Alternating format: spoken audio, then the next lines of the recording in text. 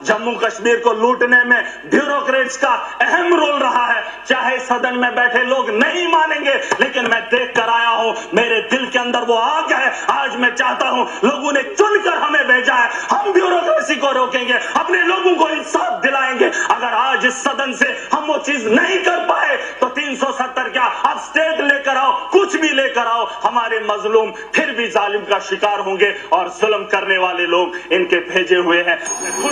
मैं खुश था। मैं चाहता हूं कि क्वेश्चन सिर्फ भाजपा के लोग करें, क्योंकि क्वेश्चन में इन्होंने कहा जल जीवन में घोटाला है, ब्यूरोक्रेसी नहीं मानती है। मैं यहां भी सरकार में जो बैठे लोग हैं, ये क्वेश्चन उनको दे ताकि ये उगले कि 10 साल के अंदर हमारी नाकामी क्या रही। इन्होंने कहा कि यूएलबी के यहां पर पता नहीं क्या ये जीए कौन सा है, ये एक मिनट, जेडीबी कहते वहां पर ये कुछ कर रहे हैं। पूछो इनसे, यहां पर जम्मू कश्मीर के अंदर, खास करके जम्मू के अंदर एजुकेशन की कोई जरूरत नहीं है, यहां पर माफिया नहीं है, यहां पर करप्शन नहीं है, ये भाजपा का कहना है। 7 साल से ये आराम की जिंदगी गुजार रहे हैं। मैं पूछना चाहता हूं, अगर जम्मू के लोगों को यहां रोजगार मिल रहा है तो आज तक आपने क्यों नहीं बोला कि मिल रहा है? आज तक तो बोल रहे थे, आज रोजगार ढूंढ रहे, आज कह रहे हैं जल जीवन गलत है, पाइपें टूटी हुई है। एलजी के दौर में ये मुंह क्यों नहीं खोले? आज जब चुनाव जीत कर आए तो सरकार से क्या पूछ रहे हैं 4 महीने के अंदर, मंत्री जी हमें बता दो कि जल जीवन में काम क्यों नहीं हो रहा। आप खुद से क्यों नहीं पूछेंगे? जल जीवन के अंदर जब स्कैम था,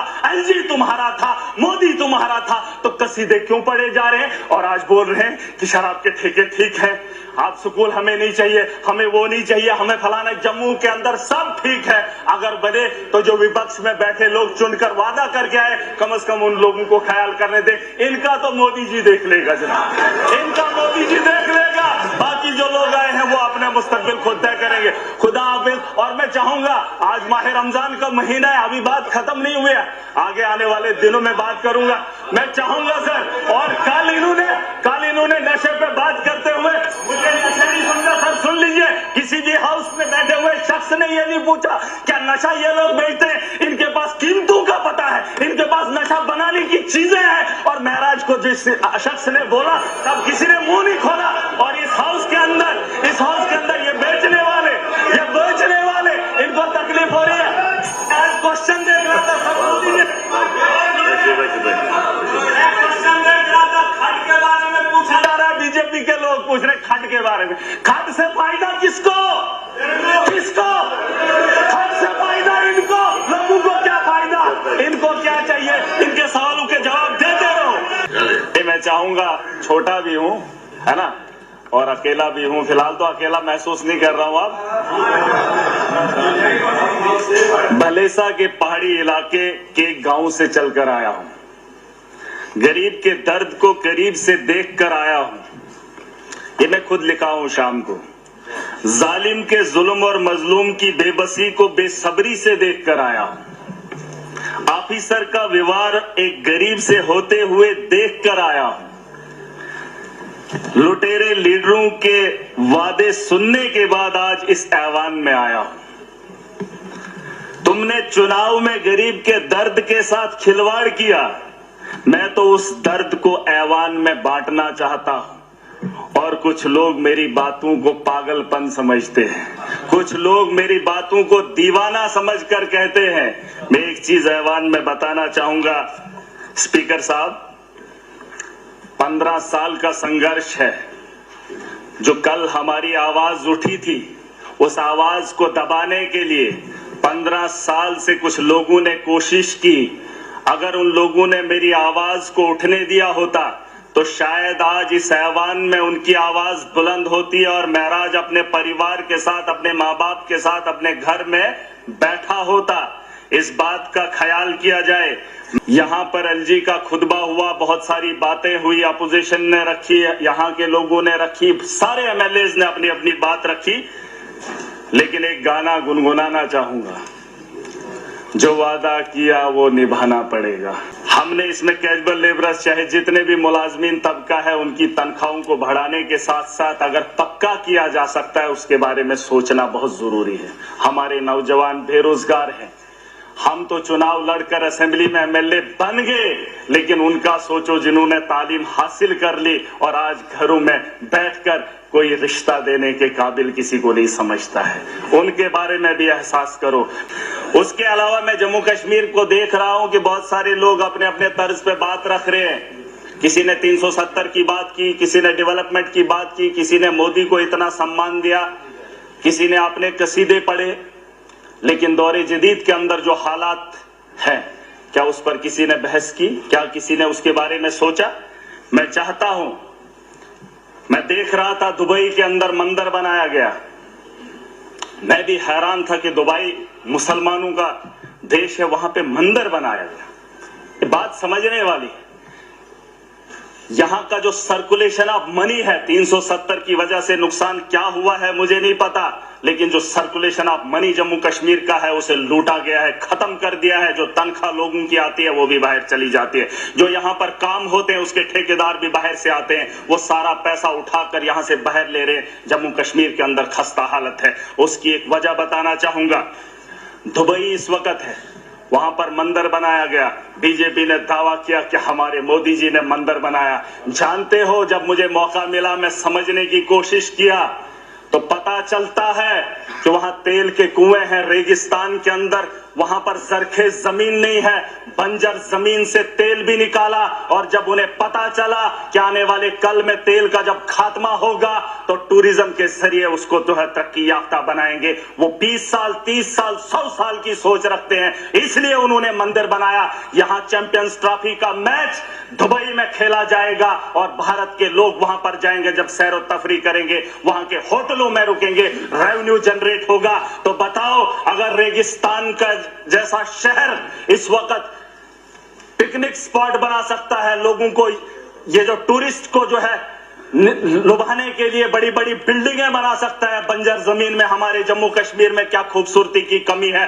टूरिज्म को बढ़ावा दिया जाना चाहिए ताकि हमारे जम्मू कश्मीर के अंदर रेवेन्यू जनरेट हो। मैं समझ सकता हूं, एलजी का शासन रहा, भाजपा का दौर रहा, बिजली से वसूली, टैक्स वसूली करके जम्मू कश्मीर को चलाना चाहते हैं। उस टैक्स को भी लूट कर जल जीवन के तहत हम तक पहुंचाया। उस टैक्स से लेकर यहां पर हमें ऐसे ऐसे मुलाजिमों को भेजा जो यहां से भी वसूली करने का काम करें। सुनिए स्पीकर साहब, मैं चाहता हूं कि टूरिज्म को बड़े पैमाने पे यहां पे बढ़ावा दिया जाना चाहिए। हमारी सरखेज जमीन है, खूबसूरत है, वहां तो बनाई जा रही है बंजर जमीन पे, और यहां पर हमारे पास खूबसूरती की कमी नहीं है।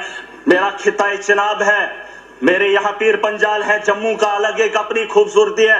बड़े बड़े मुल्कों को मैंने देखा, बर्फ पड़ती है तो पूरे मुल्क में पड़ती है। मेरा जम्मू कश्मीर सच में जन्नत है। आप कश्मीर में देखेंगे तो बर्फ आपको मिलेगी, आप जम्मू में आएंगे तो यहाँ पे बर्फ का एक बूंद भी आपको नहीं देखने को मिलेगी। ये छोटे से हिस्से में अगर इतनी खूबसूरती है तो यहाँ टूरिज्म की कमी क्यों है, उसमें बढ़ावा देने की कोशिश की जानी चाहिए। मैं आखिरी बात खत्म कर रहा हूं, नहीं मैं मुद्दे की बात, मैं लड़ाई कर ही नहीं रहा हूं, मैं लड़ाई कर ही नहीं रहा। अभी सब लोग बोल रहे मैंने मांगा इनका टाइम, इनका टाइम। सर सुन लीजिए, सर सुन लीजिए, मैं चाहता हूं कि यहाँ बड़े पैमाने पे इंटरनेशनल दुबई की टीम है ही नहीं, इस वक्त फाइनल दुबई में खेला जा रहा है।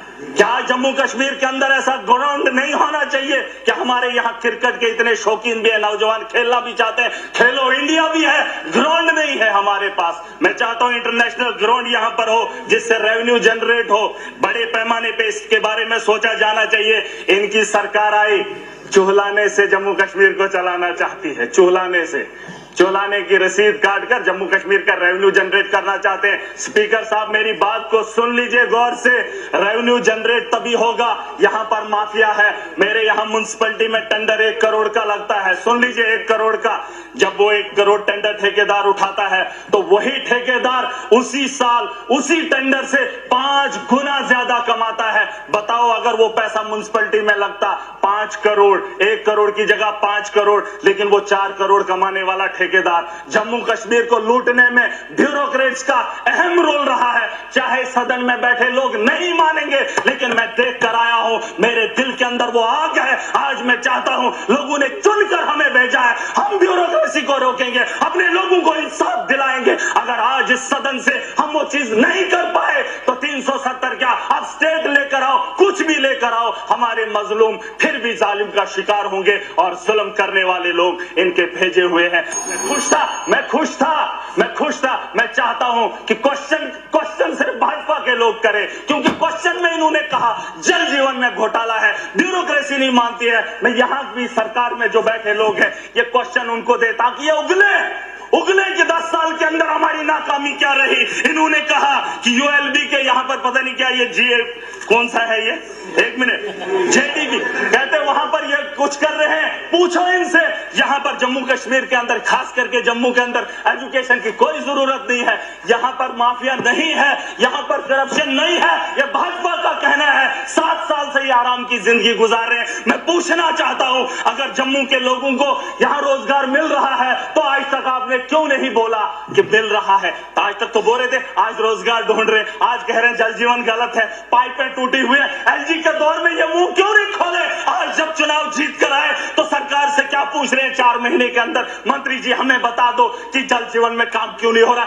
आप खुद से क्यों नहीं पूछेंगे? जल जीवन के अंदर जब स्कैम था, एलजी तुम्हारा था, मोदी तुम्हारा था, तो कसीदे क्यों पड़े जा रहे हैं? और आज बोल रहे हैं कि शराब के ठेके ठीक है, आप स्कूल हमें नहीं चाहिए, हमें वो नहीं चाहिए, हमें फलाना। जम्मू के अंदर सब ठीक है, अगर बने तो जो विपक्ष में बैठे लोग चुनकर वादा करके आए, कम से कम उन लोगों को ख्याल करने दे। इनका तो मोदी जी देख लेगा जनाब, इनका मोदी जी देख लेगा। बाकी जो लोग आए हैं वो अपने मुस्तकबिल खुद तय करेंगे। खुदा हाफिज। और मैं चाहूंगा, आज माह रमजान का महीना है, अभी बात खत्म नहीं हुई है, आगे आने वाले दिनों में बात करूंगा। मैं चाहूंगा सर, और कल इन्होंने नशे पे बात करते हुए मुझे नशा नहीं समझा सर। सुन लीजिए, किसी भी हाउस में बैठे हुए शख्स ने ये नहीं पूछा क्या नशा ये लोग बेचते हैं, इनके पास कीमतों का पता है, इनके पास नशा बनाने की चीजें हैं। और महराज को जिस शख्स ने बोला तब किसी ने मुंह नहीं खोला। और इस हाउस के अंदर ये बेचने वाले इनको तकलीफ हो रही है। आज क्वेश्चन देख रहा था सर, क्वेश्चन देख रहा था, खड के बारे में पूछा जा रहा है, बीजेपी के लोग पूछ रहे खड के बारे में। खड से फायदा किसको?